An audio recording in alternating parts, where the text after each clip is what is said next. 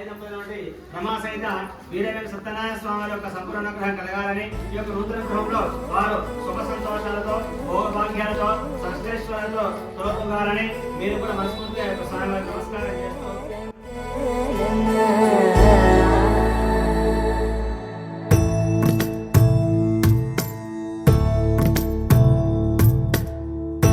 సదా నన్ను నడిపే